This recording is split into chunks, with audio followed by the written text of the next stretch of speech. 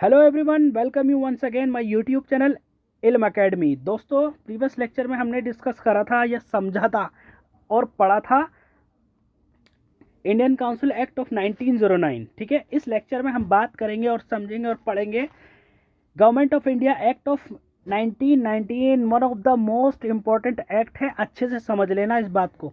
On August 20, 1970, the British government declared for the first time that it is objective of the gradual introduction of responsible government in India।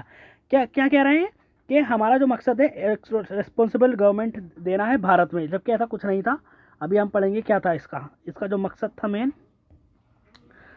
The government of India act of 1999 was दस enacted. Enacted का मतलब पास होना होता है, enacted का मतलब होता है पास होना, विच केम इनटू फोर्स 1920 में ये फोर्स में आया। This act is also known as Montagu Chelmsford reform. Montagu was the secretary of state for India and lord Chelmsford was the vice of India. ठीक है, समझाने की जरूरत नहीं, आप समझ गए होंगे वैसे ही। The feature of this act were as follows. First,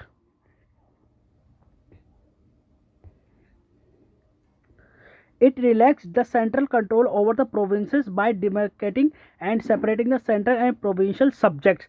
The central and provincial legislatures were authorized to make laws on the respective list of subjects. However, the structure of the government continued to be central and unitary. आप समझ लीजिए अच्छे से, यहाँ पे क्या हुआ है, रिलैक्स कर दिया था। अब सेंटर और मतलब सेंटर और उसमें प्रोविंस में एक, अब प्रोविंस को भी यहाँ थोड़ी बहुत पावर दे दी गई थी कि वे अपने सब्जेक्ट पर कुछ लॉ बना सकते थे। जैसे हमारे यहाँ यूनियन लिस्ट, कंकरेंट लिस्ट और स्टेट लिस्ट है, अब यहाँ से इसकी स्टार्ट हो गई। यहाँ पर ये जो 3 लिस्ट का सिस्टम है स्टार्ट हो गया है। अब यहाँ पर प्रोविंस भी अपने किसी सब्जेक्ट पर लॉ बना सकते थे, लेकिन अभी भी क्या था, सेंट्रलाइज ज़्यादा था और यूनिटरी ज़्यादा था। यूनिटरी फॉर्म ऑफ गवर्नमेंट ज़्यादा थी। ये यूनिटरी और सेंट्रलाइज फॉर्म ऑफ गवर्नमेंट क्या होती है, हम आपको लेक्चर्स में समझेंगे अच्छे से। ठीक है, it further divided the provincial subjects into 2 part, transfer and reserved. ये भी आप अच्छे से समझेंगे, लेकिन यहाँ पे भी फ्री में समझा देता हूँ। रिजर्व सब्जेक्ट जो सेंटर के अंडर में थे, ट्रांसफर सब्जेक्ट वो थे जो कभी भी ट्रांसफर हो सकते थे सेंटर के फेवर में। यहाँ पर ये कॉन्सेप्ट स्टार्ट हो गया है, ये अच्छे से हम और अपकमिंग लेक्चर्स में समझ लेंगे। The transfer subject were to be administered by the governor with the aid of the ministers. ठीक है, मिनिस्टर के एड से कर सकते थे। Responsible to the legislative council का था। The reserve subject on the other hand were to be administered by the governor and his executive council without being responsible to the legislative councils. वही बात centre के हाथ में थे यहाँ पे, क्योंकि गवर्नर सेंटर के हाथ में होता है, तो जो भी सब्जेक्ट है वो अभी सेंटर के हाथ में ही थे। This dual scheme of governance was known as dyarchy. Dyarchy यहाँ से स्टार्ट हो गई, डायरकी। ठीक है, 1919 के एक्ट से। The a term derived from the Greek word diarchy which means double rule. However, this experiment was largely unsuccessful. ये unsuccessful था अभी। ठीक है, next, it introduced for the first time bicameralism and direct election in the country. Thus, the Indian Legislative Council was replaced by a bicameral legislature consisting of an upper house, Council of State, and a lower house, Legislative Assembly. The majority of members of both the houses were chosen by direct elections। का शुरुआत 1990 से यहाँ से हो गई, direct election की। ठीक है, बाइकैमरलिज्म किसे कहते हैं, जहाँ 2 हाउसेस ऑफ पार्लियामेंट होते हैं। इंडिया के कंटेक्स्ट में राज्यसभा और लोकसभा, स्टेट में होता है हमारा क्या कहते हैं, स्टेट में जैसे एमएलसी और MLA, member of legislative council and member of legislative councils. 2 house होते हैं, स्टेट में भी 2 हाउस हैं और सेंटर में भी 2 हाउस हैं, राज्यसभा और लोकसभा। यहाँ पे 1909 से यहाँ पर 1919 से यहाँ पे स्टार्ट हो गया था बाइकैमरलिज्म। बाइकैमरलिज्म वो स्टेट होते हैं जहाँ पर 2 हाउसेस ऑफ पार्लियामेंट होते हैं। It required that 3 of 6 members of the Vice Executive Council other than the Commander in Chief were to be Indian. It required, इसके मतलब 6 मेंबर जो होते थे वाइसराय के एग्जीक्यूटिव काउंसिल, किसके अलावा, कमांडर इन चीफ के अलावा वो इंडियंस थे। It extended the principle of communal representation by providing separate electorate for 6 Indian, Christians, Anglo-Indian and Europeans। ठीक है, ये वही कम्युनल वाली बात है, यहाँ पर बढ़ा दिया गया था सेपरेट इलेक्टोरेट, सिख के लिए, इंडियंस के लिए, क्रिश्चियंस के लिए, एंग्लो-इंडियन एंड यूरोपियंस के लिए। It granted franchise to a limited number of people on the basis of property tax और education। यहाँ पे क्या था, जिसके पास ज़्यादा टैक्स, जो ज़्यादा टैक्स पे करता था, एजुकेशन जो ज़्यादा एजुकेटेड था, जिसके पास ज़्यादा प्रॉपर्टी, वही इलेक्शन में पार्टिसिपेट कर सकता था। It created a new office of the High Commissioner for India in London and transferred to him some of the function inherent to perform by the Secretary of State for India. यहाँ पर high commissioner का एक office भी बन चुका था 1919 में, ठीक है.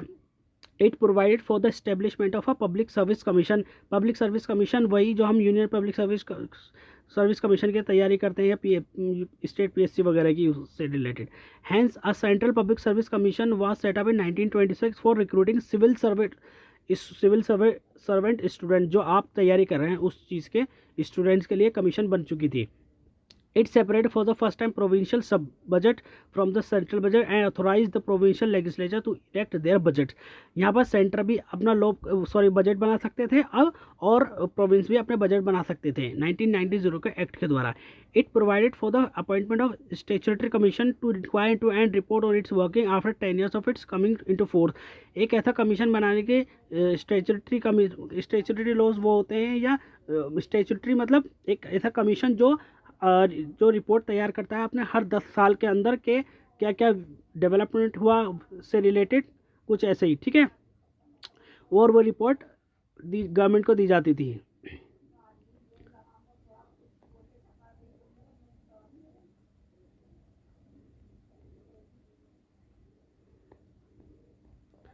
Simon Commission in November 1927 itself, 2 years before the schedule, the British government announced the appointment of seven-member statutory commission under the chairmanship of Sir John Simon to report on the condition of India under its new constitution. All the members of the commission were British.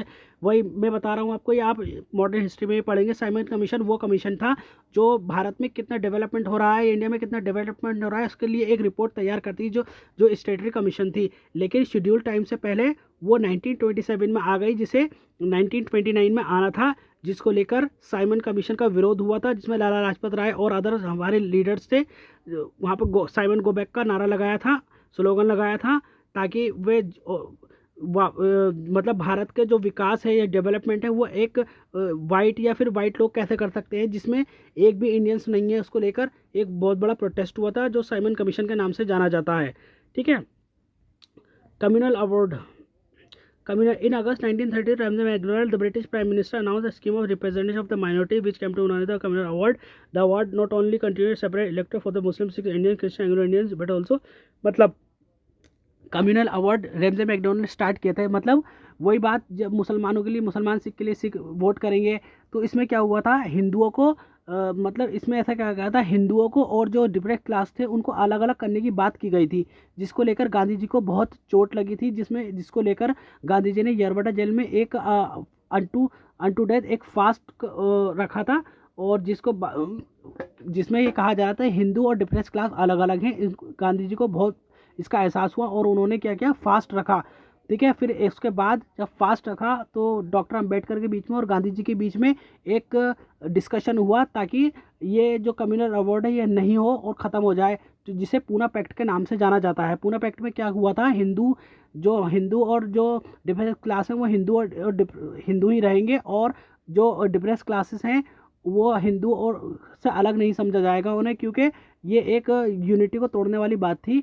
लेकिन गांधी जी ने कहा, B are Ambedkar से ये कहा गया कि हम जो है इनको रिजर्वेशन देंगे डिप्रेस क्लास को, लेकिन आप ऐसा मत करो, कम्युनल अवार्ड को लीगलाइज्ड मत करो. तो इसको लेकर इस पूना पैक्ट हुआ था, ठीक है. ये है पूना पैक्ट. आई होप आप अच्छे से समझ गए होंगे कम्युनल अवार्ड क्या है, साइमन कमीशन क्या है, और 1919 का एक्ट क्या है. इस एक्ट में इस लेक्चर में अगर कुछ समझ में नहीं आया तो आप मुझसे कॉल करके पूछ सकते हैं, ठीक है. Till then keep practising and keep learning, but please don't forget to like share subscribe our YouTube channel Ilm academy. Subscribe कीजिए और लाइव जुड़ेंगे. लाइव जुड़ने से बहुत आपको फ़ायदा होगा, ताकि हम जो भी डिस्कशन है हमारा लाइव, जो भी हमारे क्वेश्चन है hand to hand sort out कर सकें और हैंड टू हैंड पूछ सकें, ठीक है. हैंड रिटन नोट्स चाहिए तो यू कैन कॉल मी, और मेरा व्हाट्सएप नंबर है डिस्क्रिप्शन में, वहाँ से ले सकते हैं. Till then keep practising and keep learning. Thank you.